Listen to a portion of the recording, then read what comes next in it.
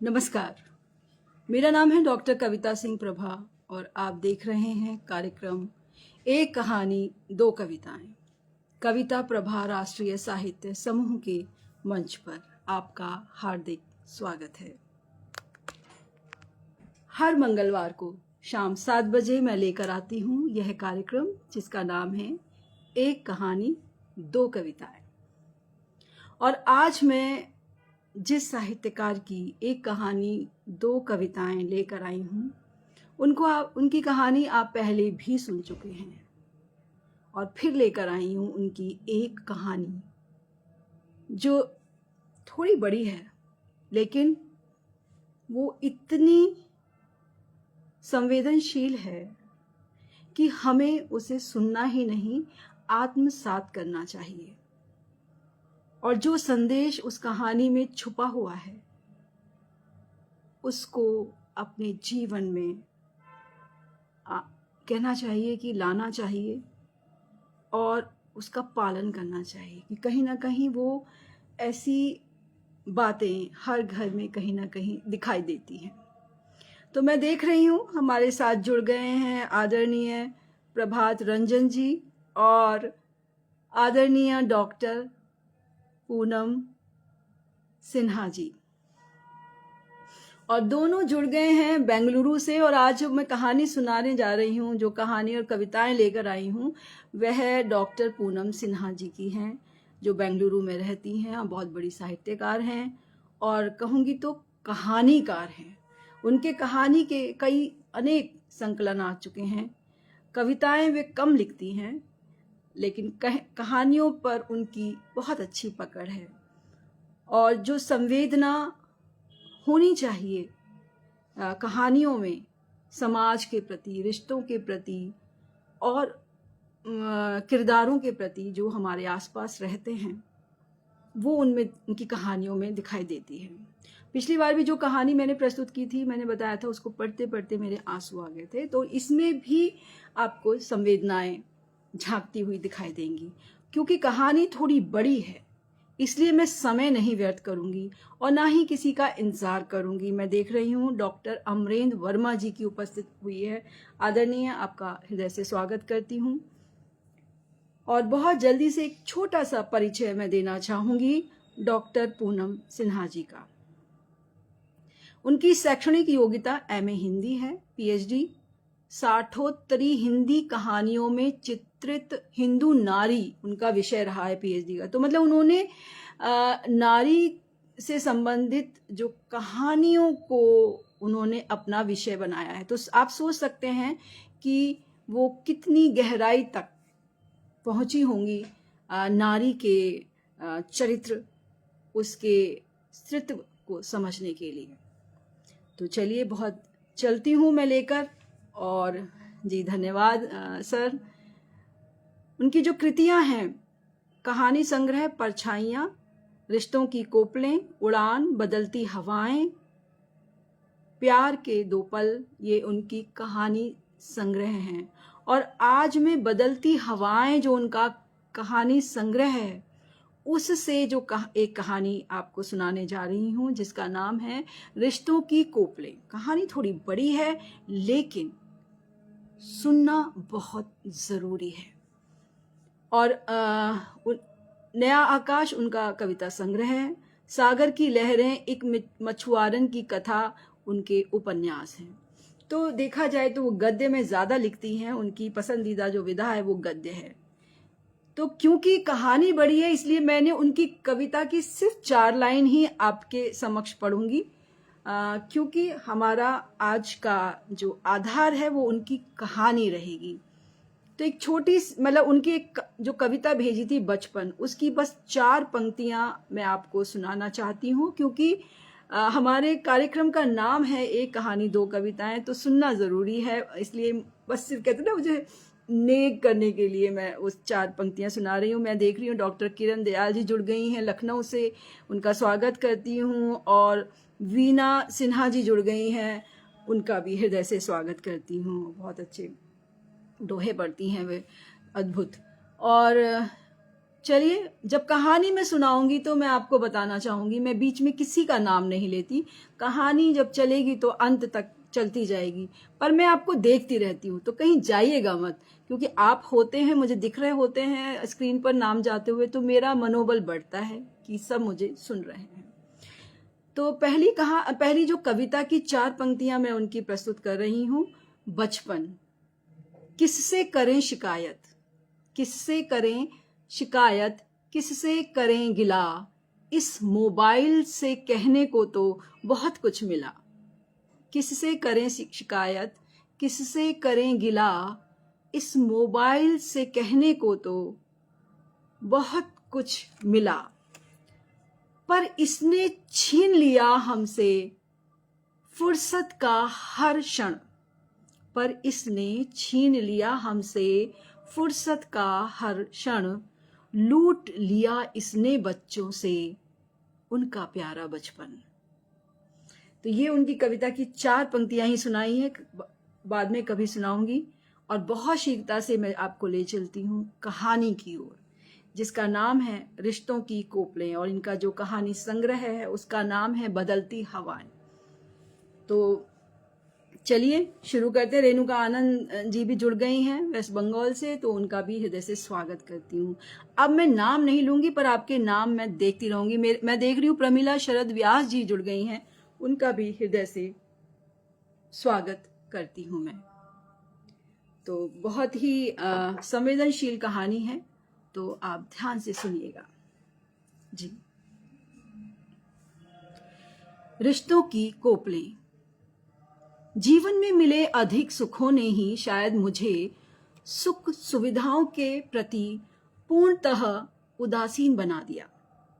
मुझे भौतिक सुख सुविधाओं से अधिक आनंद किसी गरीब लाचार बेबस की मदद करने में मिलता था। माँ पिताजी हमेशा टोकते, तू क्यों इन बेकार के पचड़ों में पड़ती है। कभी कभी मेरी इस दानशीलता और करुणा भरे हृदय से वे घबरा जाते थे। सौम्या बेटी, इन लाचार गरीब लोगों की मदद के लिए सरकार ने अनेक संस्थान खोल रखे हैं, तो क्यों इनके लिए अपना समय और पैसा बर्बाद करती है, अपने को हलकान करती है। हम तो चाहते हैं कि हमारी बेटी रानी जैसा राज करे, और सचमुच उन्होंने मुझे राजकुमारी की तरह ही पाला पोसा था।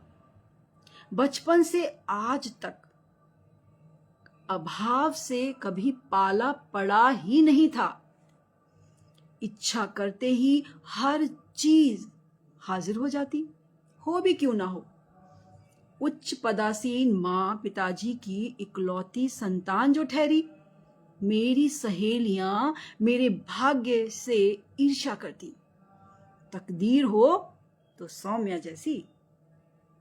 लेकिन इन सहज उपलब्ध सुविधाओं की उपयोगिता ही अब मेरे लिए घटती जा रही थी। शायद वो चीज जिसके पास होती है ना, वह उसकी कीमत नहीं समझता। इसीलिए पैसे से खरीदी गई चीजों का मेरे लिए कोई विशेष महत्व ही नहीं रह गया। अकेले रहने के कारण मेरे लिए नाते रिश्ते विशेष महत्व रखने लगे। ननिहाल के नाम पर मौसी मामाओं की एक पूरी फौज थी, पर जिस चीज के लिए मैं बचपन से तरसती रही कि मेरे भी कोई दादा दादी होते या बुआ चाचा चाची हो, पर मैंने जब भी इस बारे में पापा से तफ्तीश करनी चाहिए कि क्या उनके मम्मी पापा और भाई बहन नहीं है, तो पापा मेरे इस प्रश्न के उत्तर में खामोश हो जाते और उनका चेहरा उतर जाता। तभी माँ की झिड़की सुनाई देती, क्यों बार बार बेतुका प्रश्न पूछकर उन्हें दुखी करती रहती हो। मैं भी उनका चेहरा देखकर सहम जाती कि नाहक ही पापा को दुखी कर दिया उनकी खामोशी से। लेकिन मैंने अनुमान लगा लिया था कि जरूर किसी हादसे में सभी दुर्घटनाग्रस्त हो गए होंगे, इसी से पापा दुखी हो जाते हैं। इस तरह मेरा यह प्रश्न अनुत्तरित ही रहा। सरकते समय के साथ बचपन की यह जिज्ञासा युवा होते होते शिथिल पड़ने लगी। अब मैंने अपना सारा ध्यान अपना कैरियर बनाने में लगा दिया। माँ पिताजी के ख्वाब के चलते मैंने डॉक्टरी की पढ़ाई तो पूरी कर ली, पर अभी भी मैं सिर्फ पेशे से ही डॉक्टर थी, नहीं तो भावनात्मक स्तर पर समाज सेविका ही अधिक थी, डॉक्टर कम। गरीब पिछड़े लोगों की बेबसी, उनकी दुख तकलीफें मुझे अपनी ओर खींचती थी। वैसे भी तो डॉक्टरी का मुख्य धर्म सेवा ही है।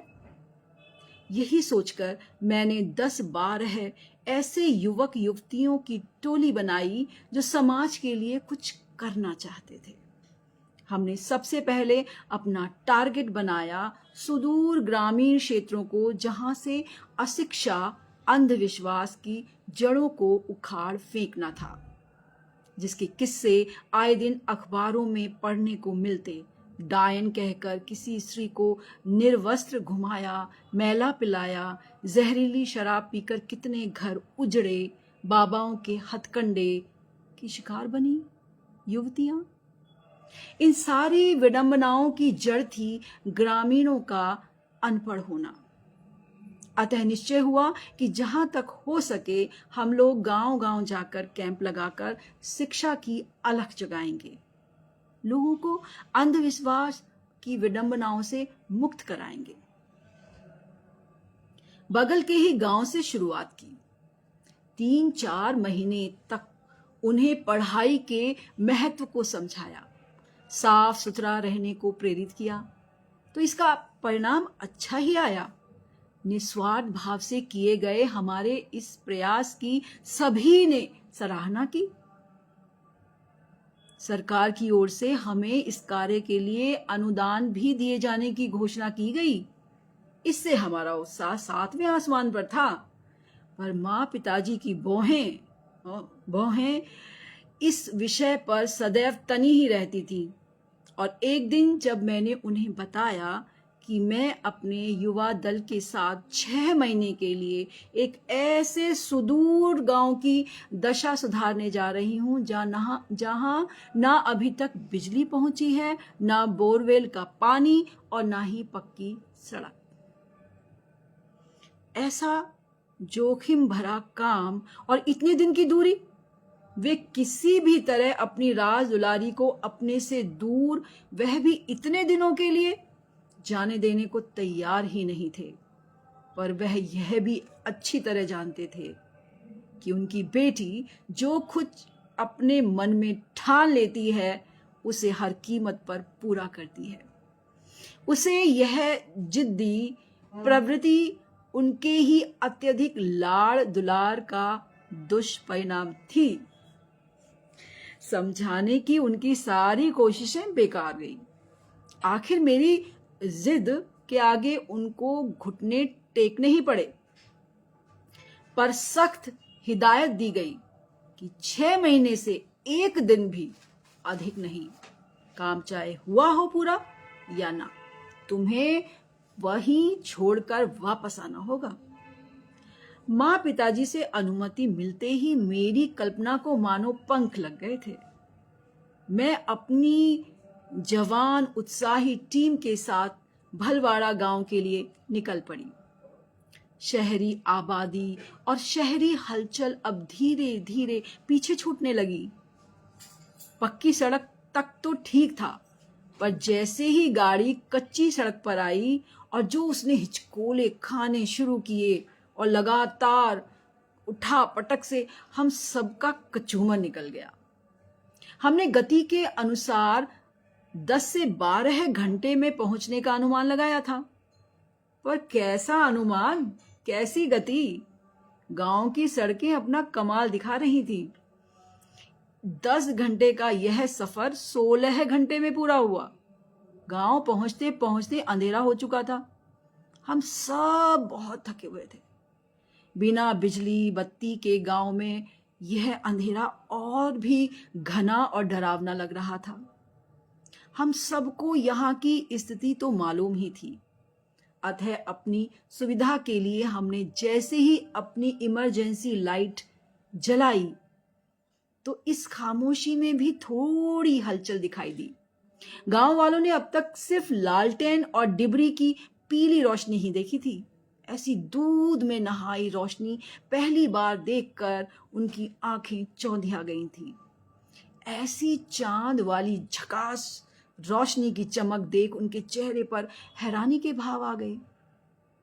तो हमसे कुछ पूछने का साहस ये भोले भाले ग्रामीण ना जुटा पाए। उन्हें अनुमान ही चला था कि इतनी महंगी गाड़ी वाले लोग जरूर पैसे वाले होंगे और शायद अंधेरे में रास्ता भूलकर यहां पहुंच गए हैं। लेकिन अगली सुबह भी हमें वहां पाकर उन्होंने हमसे हमारा परिचय पूछा, तो हमने उन्हें अपने आने का मकसद बताया कि हम यहाँ सभी गांव में रहकर उनकी मदद करेंगे। उन्हें हमारी बात गले नहीं उतरी, लेकिन उन्होंने कोई विरोध भी नहीं किया। हम सब योजना बनाने में लग गए। हम सब ने यह निश्चय किया कि यहाँ सबसे जरूरी काम बिजली की व्यवस्था करना होगा, जिसके अभाव में शाम होते ही यहाँ के लोग निष्क्रिय हो जाते हैं। इनका यह अंधेरापन सरकार द्वारा गांव-गांव बिजली पहुंचाने के झूठे दावे की पोल खोल रहा था। हमने अपने स्तर से सबसे पहले सोलर सिस्टम से गांव की मुख्य जगहों पर को रोशन करने का मन बना लिया। हमारे पास पैसों की कमी नहीं थी। एक सप्ताह के भीतर हमारी दौड़ धूप से उनका चौपाल, मंदिर, स्कूल का प्रांगण रोशनी से नहा उठा। ग्रामीणों को अब थोड़ा थोड़ा हम पर विश्वास होने लगा था कि ये सिर्फ नेताओं की तरह कहने वाले नहीं, कुछ करके दिखाने वाले हैं। फिर क्या था, पूरा गांव हम सबकी इज्जत करने लगा। उसके बाद जब हम घर घर जाकर पढ़ाई और सफाई का महत्व समझाने लगे, तो उन सब ने हमें एक ही रटाया जवाब दिया, पढ़ लिख कर हम कौन सा तीर मार लेंगे, करनी तो हमें खेती ही है। दिन भर तो खेतों में हम मरते खपते हैं, उसके बाद ताकत कहाँ बचती है। जो पढ़े लिखे फिर सुनते हैं कि पढ़ाई में बड़ी मगजमारी है, जब ताकत ही लगानी है तो खेती में ना लगाएं। उनकी बातों में भी दम था कि ये अनाज उपजाने वाले खेतीबाड़ी से मुंह मोड़कर कलम किताब पकड़ लेंगे तो देश की इतनी बड़ी जनसंख्या का पेट कौन भरेगा। पर यह भी तो सच था कि जब तक वे थोड़ा बहुत पढ़ लिख नहीं जाएंगे, अंधविश्वासों के जाल से कैसे निकलेंगे। सरकार द्वारा चलाई गई नई नई तकनीकों को कैसे समझ पाएंगे, जो खेती के लिए बहुत जरूरी हैं। अपने अधिकारों के प्रति सजग कैसे होंगे। हमने उन्हें समझाया कि अगर वे थोड़ा सा समय दें तो थोड़ा बहुत पढ़ना लिखना तो सीख सकते हैं ना, इससे उन्हें ही लाभ होगा। लेकिन इतनी आसानी से यह बात उनके गले में नहीं उतर रही थी। पर हम भी हिम्मत हारने वालों में से नहीं थे। कुछ युवा लड़कों पर हमारे समझाने का कुछ असर दिखा। उन्होंने पहल की। फिर तो हमारी रात्रि की पाठशाला जमने लगी। अपना नाम आप लिखने की ललक से बूढ़े भी नहीं बच पाए। यहां एक साथ मिलकर पढ़ने में उन्हें मजा आने लगा। पढ़ाई के साथ साथ हमने उन्हें सफाई के महत्व को भी समझाया। पर वर्षों की जमी काई को छटने में कुछ समय तो लगता है। लड़कियां और घरेलू औरतें अभी भी अपने ही दायरे में सिमटी हुई थी। उनकी लज्जा और संकोच आड़े आ रहा था। देखते ही देखते बारिश का मौसम आ गया। तब तंबू में हम सबका टिकना मुश्किल हो गया। अब तक इन गांव वालों के दिल में हमने ऐसी जगह बना ली थी कि वे हमसे अधिक हमारे रहने के बारे में चिंतित होने लगे। उन्हीं में से किसी एक ने सुझाया कि शांति दादी की इतनी बड़ी हवेली है और रहने वाले सिर्फ बूढ़ा बूढ़ी हैं। हमारे जानते इन लोगों के लिए वे भी ना नहीं कर पाए। हम सब अपनी मजबूरी लेकर वहां पहुंच गए। दोनों ही वृद्ध बड़े सज्जन लगे। उन्होंने हंसते हुए हामी भर दी कि चलो कुछ दिन के लिए हमारी यह हवेली में चहल पहल तो हो जाएगी। लेकिन उनके शब्दों की उदासी हम सब के दिल को छू गई। इस तरह हम सब हवेली में आ गए। पर उस हवेली में हम टिकते ही कितनी देर थे। सुबह मुंह अंधेरे ही हमारा काफिला गांव के विभिन्न हिस्सों में फैल जाता। अब बदलने की बारी गांव की महिलाओं की थी।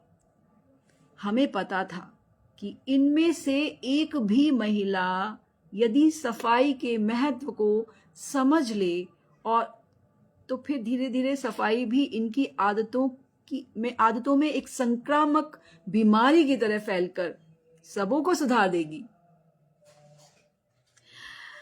तो हमें पूरा विश्वास था कि महिलाओं ने यदि साथ दे दिया तो हवा का रुख बदलेगा अवश्य। हवेली लौटते लौटते हम सबों को रात हो जाती थी। दिन भर के थके होने से हम जल्दी से सो भी जाते थे। उस दिन आधी रात को न जाने कैसे नींद उचट गई। माँ पापा की याद आने लगी। बेचैन होकर उठी तो बगल वाले कमरे से रोशनी आती दिखाई दी। दबे पांव वहां पहुंची तो शांति दादी को उस आधी रात में एक एल्बम पलटते देखा। हैरत में भरकर उनके पीछे जा पहुंची। पहले तो उन्होंने मुझे अपने सामने देखकर थोड़ा वो सकाई, पर जब मैंने उनसे चुहल की कि दादाजी से छिपकर किसकी तस्वीर देख रही हो, तो उन्होंने जवाब देते हुए कहा, अरे नहीं रे, इस उम्र में किसकी तस्वीर देखूंगी, अपने ही बच्चों की तस्वीरें हैं जिन्हें दादाजी ने ना देखने की कसम दे रखी है।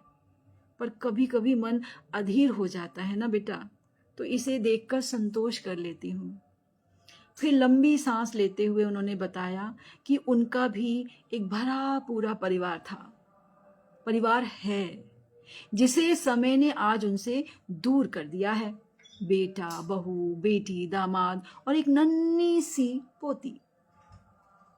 पर आपके साथ तो कोई नहीं दिखता।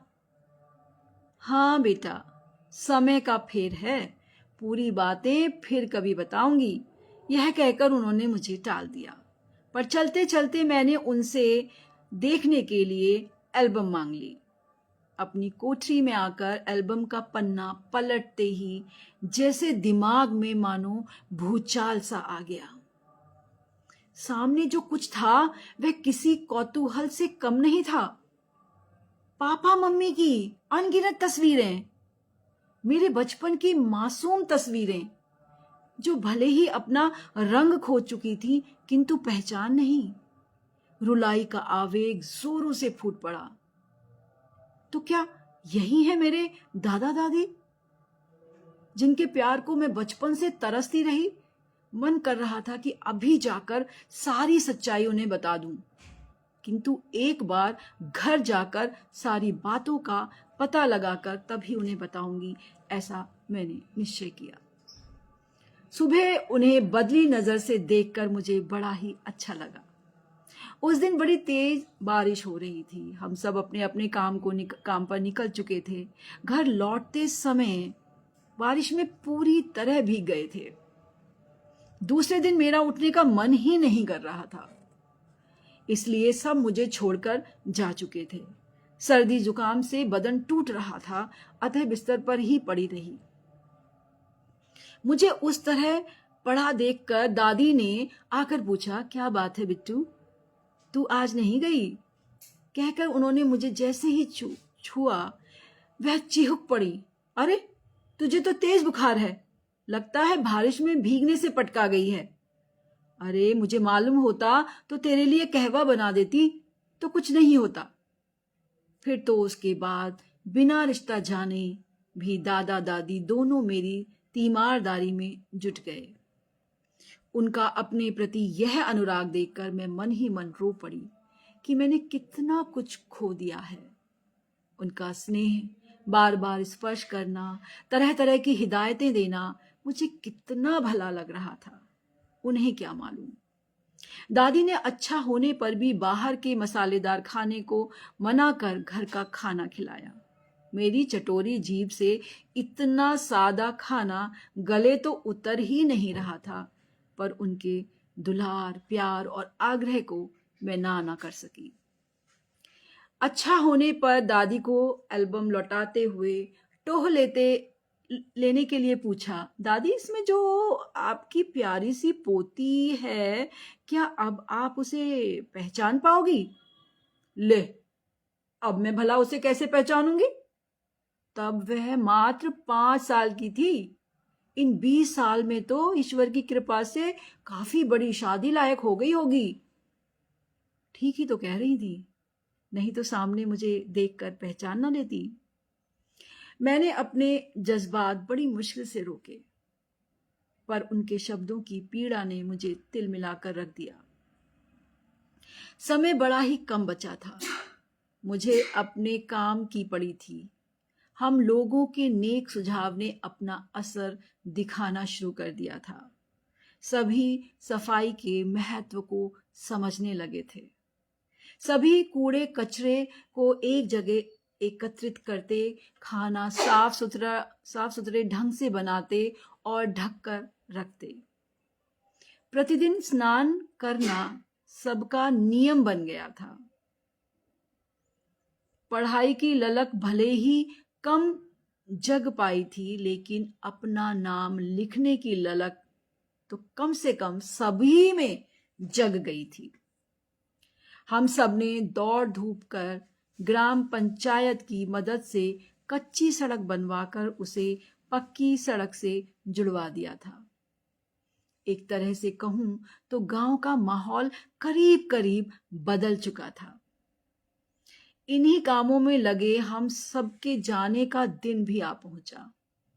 गांव वालों से अपनापा का रिश्ता कुछ ऐसा जुड़ा कि सबने भारी और दुखी मन से हमको विदा किया। दादा दादी को देखकर तो कलेजा मुंह को आ गया था। तब उन्होंने कहा, चलो तुम लोगों ने कुछ ही दिनों में हमें ढेर सारी खुशियां दी, नहीं तो हमारे हिस्से में इतनी चहल पहल कहाँ थी। तुम सब हमारी हवेली को फिर से वीरान करके जा रहे हो। नहीं दादी, मैं आपके पास जरूर आऊंगी।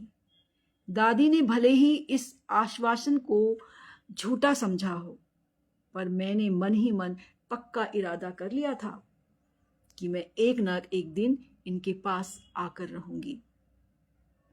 माँ पिताजी मुझे आया देखकर बहुत खुश हो गए, पर मैं तो यहां आकर भी मानो वहां नहीं थी। मेरा मन तो उसी गांव में अटका हुआ था जहां दादा दादी नितांत बूढ़े, असहाय और अकेले थे। मुझे हर पल लगता कि उन्हें मेरी या हम सबके साथ की नितांत जरूरत है। लेकिन जाने से पहले मैं इतना जरूर जान लेना चाहती थी कि हम लोगों से दूर क्यों रह रहे हैं वे। इसलिए मैंने बातों ही बातों में माँ से पूछ लिया कि अब तो मैं बड़ी हो गई, आखिर में तुम मुझे दादा दादी के बारे में कुछ क्यों नहीं बताती हो? वे हैं भी या नहीं, या मर खप गए? क्या कोई फोटो है तुम्हारे पास उनका या नहीं? मेरे इतना कहने पर माँ ने उनकी एक तस्वीर दिखाई। उसमें वे दोनों बहुत युवा थे। फोटो देखते ही मैं उछल पड़ी। माँ, दादी तो बहुत सुंदर थी और पापा जी तो एकदम ही दादाजी जैसे दिखते हैं। मेरी बातें सुनकर माँ का चेहरा उतर गया। मैंने उन पर नजर गड़ाए रखी और पूछा, तुमने मुझे कभी बताया नहीं, क्या वे सब गुजर गए?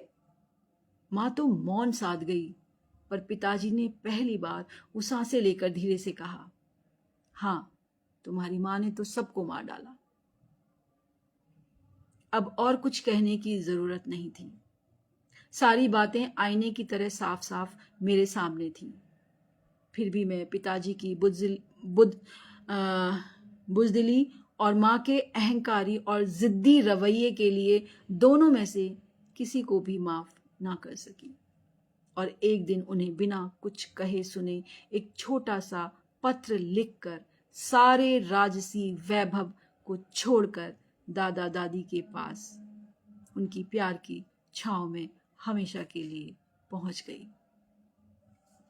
पत्र में बस इतना ही लिखा, आपने जिसे मरा जान लिया था वे आज भी आपकी यादों के सहारे जिंदा हैं।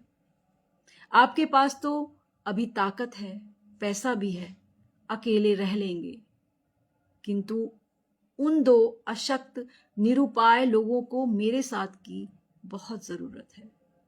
आप ही के छोड़े दायित्व को पूरा करने जा रही हूं, इसलिए मुझे खोजने की कोशिश नहीं करना। गांव पहुंचते पहुंचते अंधेरा हो चुका था। आज मुझे दादा दादी से मिलने की बेताबी थी। जोर से कुंडी खटखटाई तो आवाज आई, कौन है? पूछकर दादाजी ने दरवाजा खोला। हैरत में भरकर कहा, बिट्टू तुम सब फिर यहीं रहोगे क्या? उन्होंने खुश होते हुए कहा। अंदर आते ही उनसे पहले ही मैंने खुशी से चिल्लाते हुए कहा, इस बार सब नहीं, सिर्फ मैं गुनगुन हमेशा के लिए आपके साथ रहने आई हूं। सहसा उन्हें अपने कानों पर भरोसा नहीं हुआ। दादी ने थोड़ा रोष से भरकर कहा, बेटा मुझसे इस उम्र में ठिठोली ना कर, गुनगुन तो मेरी पोती का नाम है, तुम भला। मैंने दादी की बात बीच में ही काटते हुए कहा, क्या कुछ दिनों के लिए आप अपनी गुनगुन नहीं बना सकती मुझे? मैंने उन्हें सताने की गरज से कहा था। आप मुझे अपनी पोती मानो या ना मानो, मैं तो आप लोगों को अपना दादा दादी मानकर आपके साथ रहने का मन बना चुकी हूं। मेरे इस उत्तर से वे झेप कर रह गए। नहीं, ऐसी कोई बात नहीं बेटा, क्यों नहीं रह सकती हो, क्यों नहीं रह सकती हो, दादी ने कहा। पर उनके चेहरे की मायूसी देखकर अब और अधिक सताना मुझे अच्छा नहीं लगा। फिर माँ पापा की फोटो दिखाकर मैंने उन्हें विश्वास दिला दिया कि मैं ही उनकी गुनगुन हूं। हकीकत जानकर उनका मुंह खुला का खुला रह गया। 1 मिनट में उनके चेहरे पर न जाने कितने रंग आए और गए। वे ना तो खुलकर हंस पा रहे थे ना रो पा रहे थे। फिर तो दादी अपनी हथेलियों में मुझे भरकर चूमती जाती, रोती जाती। दादाजी को तो जैसे काट ही मार गया था। उनके मुंह से सिर्फ इतना ही निकला, हे प्रभु, ये तेरी कैसी लीला है। दादी भी लगातार प्रलाप किए जा रही थी। आज मैंने मान लिया कि सचमुच भगवान में अद्भुत शक्ति है। कभी ऐसा दिन मेरे जीवन में आएगा, इसकी तो मैंने आस ही छोड़ दी थी। फिर मैंने उन दोनों को शांत करते हुए सारी बातें बताई कि मैं किस तरह मम्मी को बिना बताए उनके पास रहने के लिए आ गई हूँ। इतना सुनते ही वे दोनों चिंतित हो उठे। यह तूने अच्छा नहीं किया, तुझे बताकर आना चाहिए था। मैंने उतनी ही बेफिक्री से कहा, और उन्होंने जो मुझसे इतनी बड़ी बात छिपा कर रखी वह क्या ठीक थी? उन लोगों का क्या? जैसे आपको भूल गए वैसे ही कुछ दिनों में वे मुझे भूल जाएंगे। आप सब नाहक परेशान हो रहे हैं, और फिर मैं कोई गलत काम थोड़ी ही ना करने जा रही हूं। उनके ही छोड़े दायित्वों को पूरा करने उनके मम्मी पापा के पास आई हूं, किसी गैर के पास तो नहीं। चलो चलो उठो, वर्षों बाद पोती आई है, कुछ खिलाओगी पिलाओगी या नहीं? मेरी कुछ खातिर वातिर करो। इतना सुनते ही उनकी चेतना लौट आई। फिर जब मैंने उनसे मक्के की रोटी और सरसों का साग बनाने की फरमाइश की तो जिसे वह उत्साह से क्षण में बना लाई। उस रात में दादी के साथ खा पी कर उनसे चिपक कर चैन की नींद सोई। तब से दादी मेरी पक्की सहेली हो गई। मैं रोज उनसे पापा के बचपन की, उनकी शरारतों की कहानियां चटकारे ले लेकर सुनती रही। बातों ही बातों में दादी ने बताया कि मेरी एक बुआ भी है। बचपन में पापा और बुआ की खूब बनती थी। दोनों अपनी हर बात एक दूसरे को बताए बिना रह नहीं सकते थे। पर पता नहीं उनकी हंसती खेलती गृहस्थी को किसकी नजर लग गई।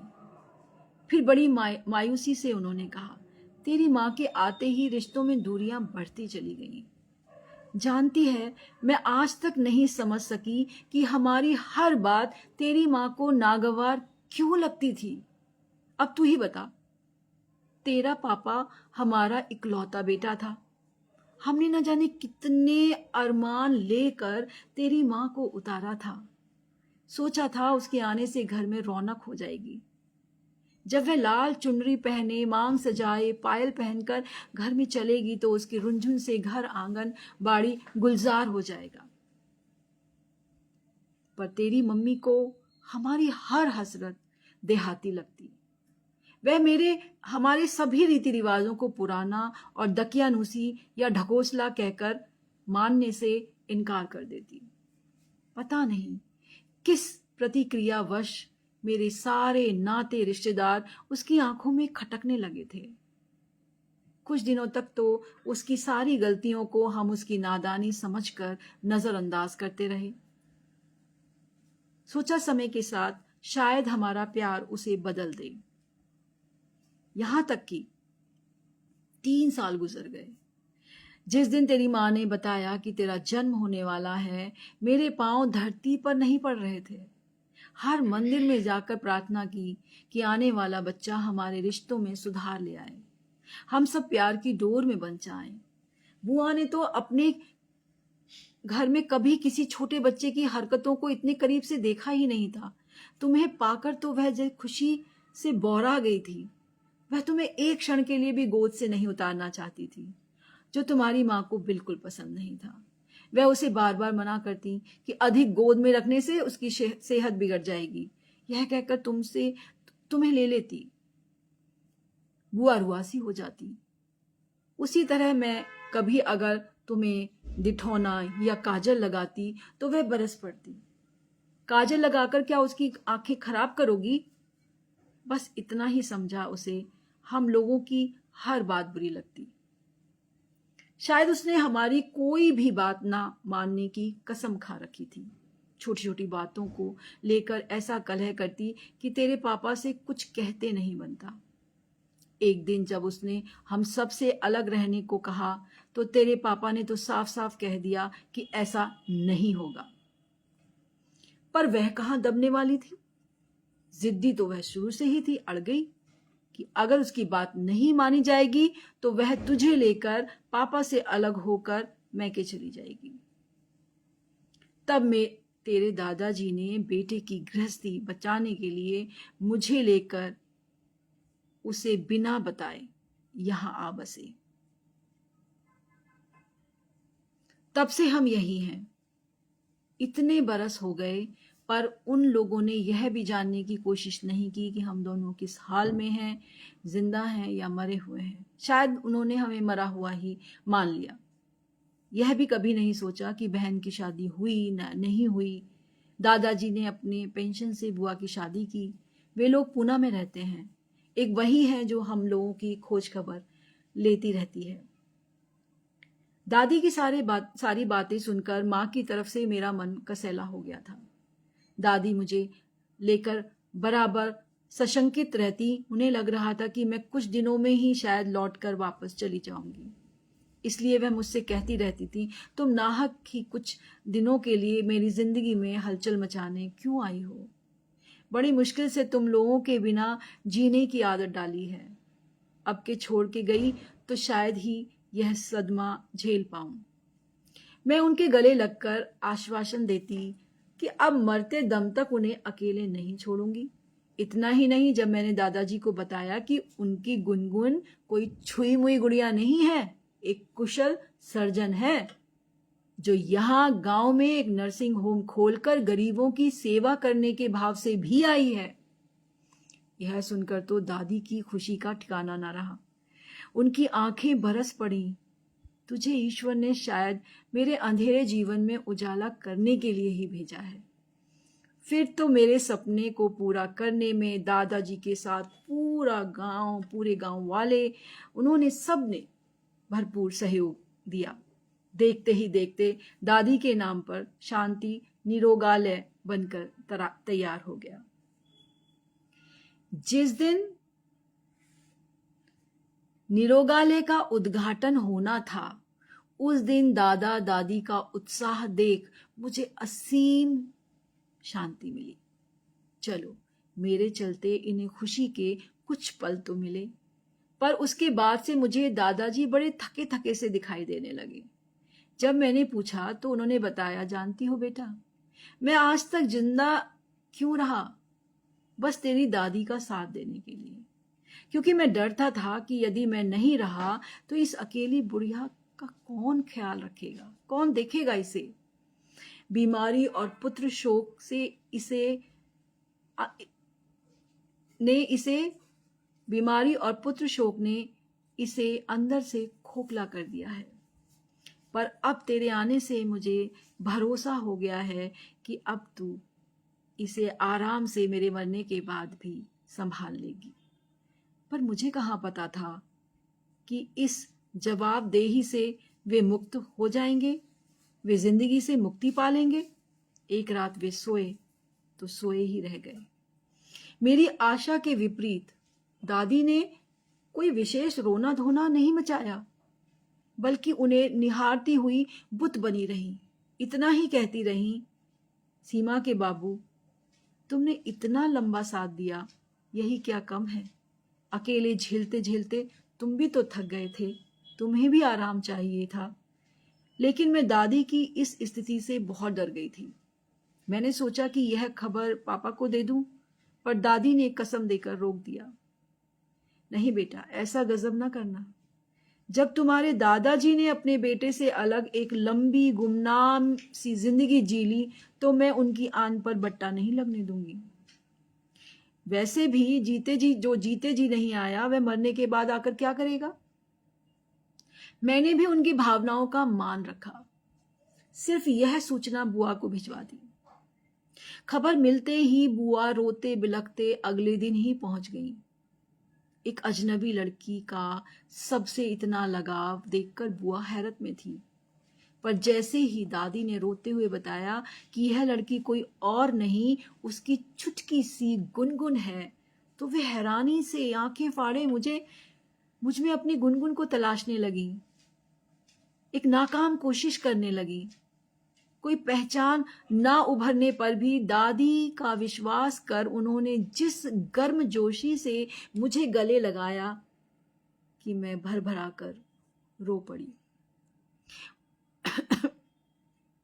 उन्होंने मुझे अपने से चिपकाकर प्रश्नों की झड़ी लगा दी। भैया कैसे हैं? जमाना हो गया सबको देखे हुए। फिर उन्होंने बड़ी अधीरता से मुझे झकझोरते हुए पूछा, यह तो बता, भैया कभी मेरी बात भी करते हैं या नहीं? मैं सही बताकर उनका दिल दुखाना नहीं चाहती थी, इसलिए नजर चुराते हुए कहा, क्या खून के रिश्ते इतनी आसानी से भुलाए जा सकते हैं? लेकिन यह कहते हुए अपनी ही मां को मैंने मन ही मन 1000 बार कोसा, जिसने अपनी जिद और अकड़ में इन सब के प्यार से मुझे मरहूम रखा। दादाजी उनका काम पूरा मान सम्मान से संपन्न हुआ। चलते वक्त बुआ ने अपने साथ दादी को ले जाने की हर संभव कोशिश की, पर उन्होंने यह कहकर बुआ को निरुत्तर कर दिया, पापा तो छोड़कर चले ही गए, अब उनकी यादों को मुझसे मत छीनो। उसी के साए तले जिंदगी के शेष दिन गुजारना चाहती हूँ। जाते जाते वे मुझसे कह गई, तुम्हें क्या समझाना, तू तो खुद ही बहुत पढ़ी लिखी होशियार है, तभी तो ऐसा साहसिक निर्णय ले सकी। बस किसी तरह मुझे एक बार भैया से मिलवा देती, उससे मिलने का बड़ा मन कर रहा है। उनकी बातें दिल को छू गईं और मैं तड़प कर रह गई और कहा, ईश्वर ने चाहा तो आप जरूर मिलेंगी। मैं अपनी ओर से पूरी कोशिश करूंगी। सबके जाने के बाद एक अजीब सा सन्नाटा पसर गया था। मैं अपने नर्सिंग होम में व्यस्त हो गई। वहीं अपने चैम्बर के बगल में ही दादी की भी खाट लगवा दी, ताकि मैं उनकी देखभाल भी करती रहूं और उन्हें अकेलापन भी ना खले। पूरे गांव में और कोई चिकित्सालय नहीं होने के कारण, अच्छी व्यवस्था होने के कारण मेरा नर्सिंग होम चल निकला, जिससे मेरा काम का बोझ बहुत बढ़ गया था। काम अब मुझसे अकेले संभल नहीं रहा था, जिसके कारण मैं दादी पर भी ध्यान नहीं दे पाती। पर थोड़ी देर की छुट्टी भी मिलती तो मैं उन्हें अपने मरीजों के किस्से सुनाकर उनका मन लगाने का प्रयास करती। मैंने नर्सिंग होम के लिए एक सहायक डॉक्टर का विज्ञापन दे दिया, जिसके प्रत्युत्तर से में आवेदन तो बहुत आए, पर मैंने उन सब में डॉक्टर रूपेश को चुना, क्योंकि वे ही मुझे सीधे साधे और सेवा समर्पित और सहृदय लगे। नहीं तो शहरी चकाचौंध छोड़कर गांव में भला सेवा करने का जज्बा कितने लोगों में होता है। उनके आ जाने से मेरा भार कुछ हल्का हो गया, जिससे दादी के पास बैठने का थोड़ा समय भी मिलने लगा। एक दिन बातों ही बातों में उन्होंने कहा, जानती है गुनगुन, आजकल तुम्हारे पापा से मिलने की बड़ी इच्छा हो रही है। शायद वह भी तेरे ही चलते। तो इसमें क्या है, तुम जब कहो तुमको ले चलते हैं, भेंट करके चले आएंगे। मैंने भी उतावलेपन से कहा, पर लगता है ऐसा करके मैं तुम्हारे दादाजी को ऊपर जाकर क्या जवाब दूंगी, क्या मुंह दिखाऊंगी जब वे पूछेंगे कि तुमने मेरे साथ ये नाइंसाफी क्यों की, मुझसे अधिक तुम्हें बेटा प्यारा हो गया। रहने दे, जहां इतने दिन गुजर गए तो आगे के दिन भी किसी तरह गुजार लूंगी। जब वे बिना मिले चले गए तो मैं क्यों स्वार्थी बनूं। अब इस भावना के आगे उन्हें क्या कहती। कभी दबाव नहीं बनाया, मुझे तो बस उनकी खुशी से मतलब था। डॉक्टर रूपेश के आने से काम में मदद के साथ साथ मन भी लगने लगा। हम दोनों साथ रहने से एक दूसरे से काफी खुल गए थे। जब मैंने उसे अपनी विगत जीवन की कहानी सुनाई तो उसने मेरी हिम्मत और हौसले की बड़ी सराहना की। हम दोनों की बहुत सी बातों में समानता थी, इसलिए जब उसने एक दिन मेरे सामने शादी का प्रस्ताव रखा तो मैंने हामी भर दी।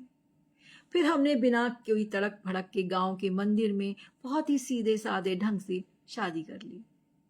पर आज के दिन मम्मी पापा की बेहद याद आई। उन्होंने आज के दिन के लिए न जाने कितने सपने संजो रखे होंगे। हमसे भी अधिक इस बात को लेकर दादी दुखी थी, पर हम सब हालात के हाथों मजबूर थे।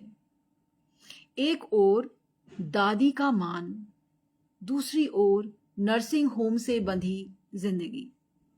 वक्त सरकता रहा, देखते देखते मैं 2 बच्चों की मां बन गई। दादी जीते जागते इन खिलौनों को पाकर निहाल हो उठी थी। बराबर कहती कि जो खुशी तेरी मां ने नहीं दी, तूने वह खुशी मुझे दी है। इन बच्चों ने तो मुझ में जीने की ललक जगा दी है। दादी की देखरेख और उनके घरेलू नुस्खों के बीच मुझे बच्चों की चिंता करने की जरूरत नहीं थी।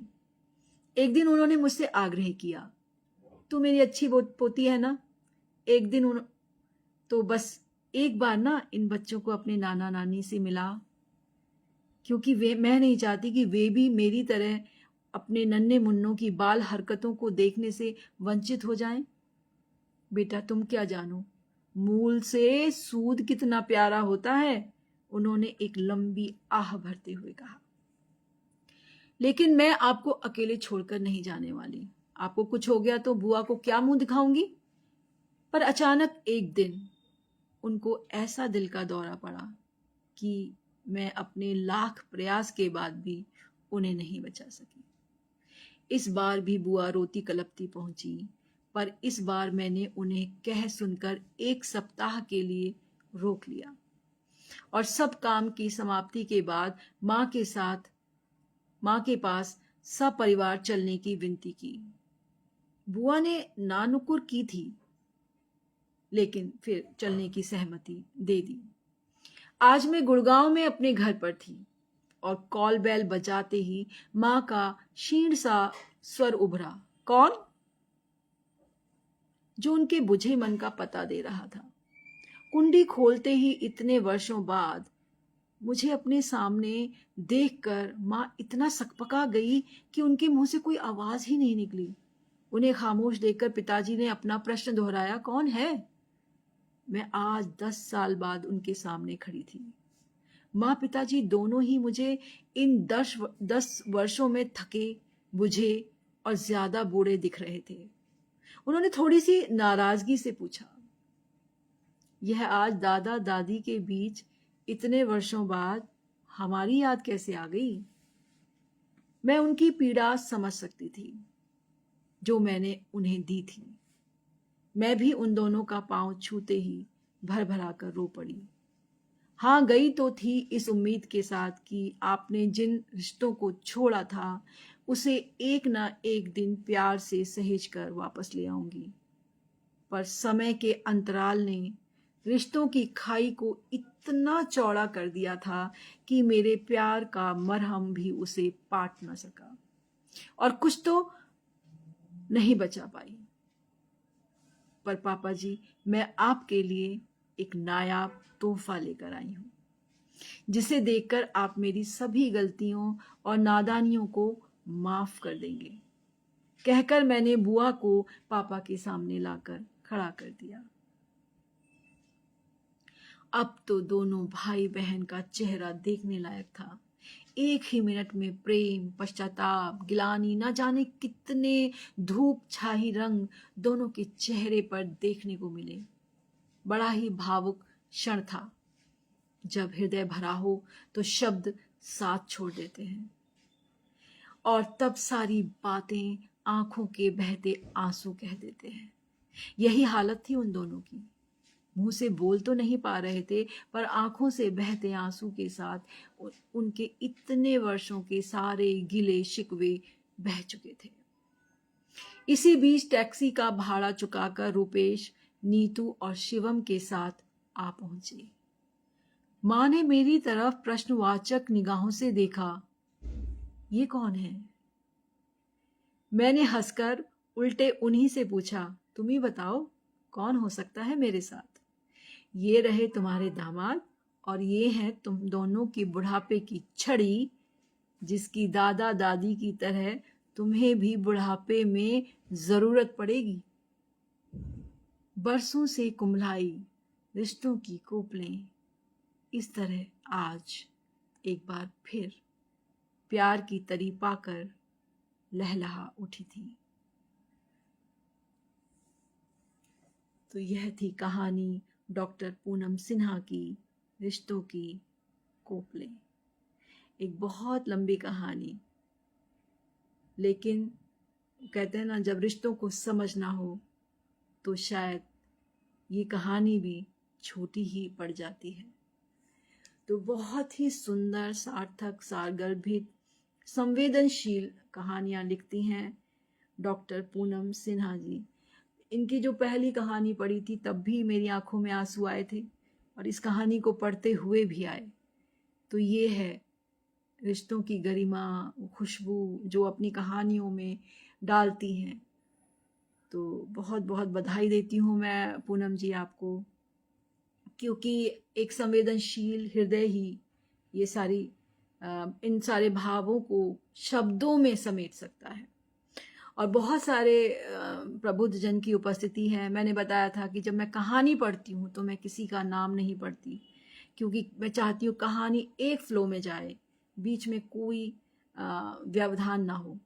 तो अब मैं आप सबका धन्यवाद देना चाहूँगी। मैंने देखा परम आदरणीय ज्ञानचंद मर्मज्ञ सर जुड़े हैं बेंगलुरु से, आदरणीय राजीव गौतम जी जुड़े हुए हैं, वीना सिन्हा जी लगातार शुरू से जुड़ी हुई हैं, मेरी भाभी हिमानी राणा भी जुड़ी हुई हैं, और पूनम सिन्हा जी तो जुड़ी हुई हैं, साथ में प्रभात रंजन जी जुड़े हुए हैं।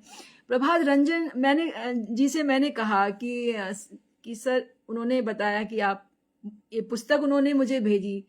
उनकी बहुत सुंदर सुंदर पुस्तकें मुझे प्राप्त हुई। मन गदगद हो गया उनके प्रेम और स्नेह को देखकर। तो उन्होंने लिखकर भेजा था कि आप ये कहानी पढ़िएगा।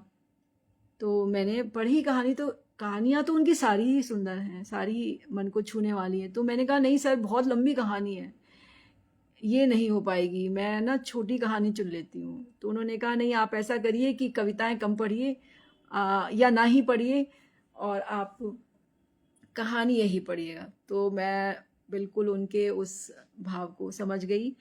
मैंने कहा कि चलो यही पढ़ूंगी, और वही कारण हुआ कि मैंने सिर्फ उनकी कविता की 4 पंक्ति शुरू में पढ़ी और अब 4 पढ़ूंगी, क्योंकि कार्यक्रम का जो नाम है वो तो सार्थक करना ही है मुझे। मैं देख रही हूँ परम आदरणीय विनीता शर्मा जी जुड़ गई हैं, उनका भी मैं जुड़ी हुई हैं, उनका भी धन्यवाद करती हूँ। मैंने गायत्री जोशी जी जुड़ी हुई हैं लखनऊ से, उनका भी स्वागत करती हूँ। कई नाम ऊपर चले गए हैं तो मैं बहुत, और डॉक्टर कुमार वर्मा सर तो शुरू से जुड़े हैं, आदरणीय उमानाथ त्रिपाठी जी जुड़े हुए हैं, प्रतीक्षा तिवारी जी बेंगलुरु से जुड़ी हुई हैं।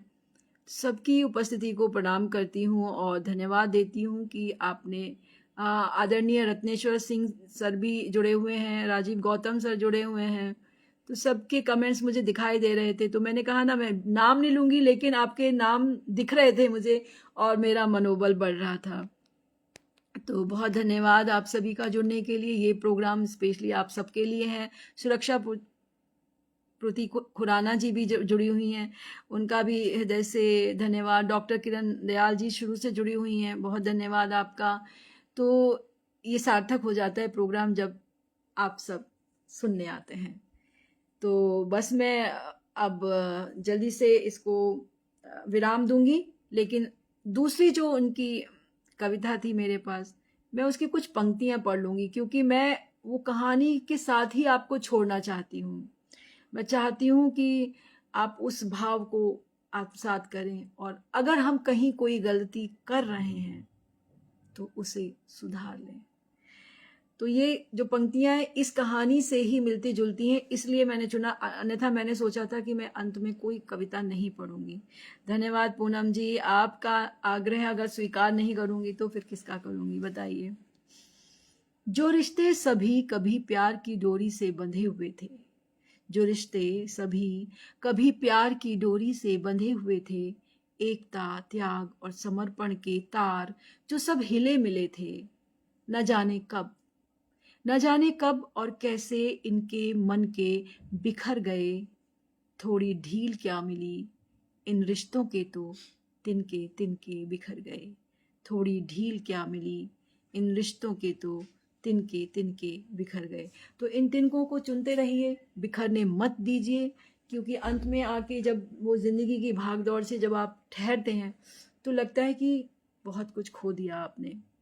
तो वो गलती आप ना करें। अपने बच्चों को सब रिश्तेदारों के साथ मिलना जुलना रहना सिखाएं, क्योंकि हमारा जीवन तो बीत गया और हमने अपनी गलतियों से भी सीख लिया होगा, पर अब उसका तभी फायदा मिलेगा कि जब हम अपने बच्चों को ये काम ना करने दें जो गलतियां हमने की। तो ऐसा कुछ आप करिए, और मैं चाहती हूँ आप सभी का स्वास्थ्य सही रहे, आने वाला समय खुशहाल रहे, सब रिश्तेदारों के साथ मिलजुल कर रहिए, ख़ास तौर से अपने बड़े बूढ़ों का ध्यान रखिए। और जी बहुत धन्यवाद सर, आपकी ये टिप्पणी धन्यवाद करती हूँ इसके लिए। ममता झा जी जुड़ गई हैं, उनका भी मैं हृदय से धन्यवाद करती हूँ। और जिनका नाम नहीं मुझे दिखाई दे रहा है तो मुझे क्षमा कीजिएगा। फिर मिलूंगी अगले मंगलवार को एक और कहानी के साथ, एक और साहित्यकार, जानेंगे उनको, उनके हृदय को और उनकी कहानी कविताओं को। कार्यक्रम का नाम है एक कहानी दो कविताएं। हर मंगलवार को शाम 7 बजे मेरे प्रोफाइल पेज पर आना ना भूलें। आप सबका हृदय से धन्यवाद। जय हिंद, जय भारत, शुभ रात्रि।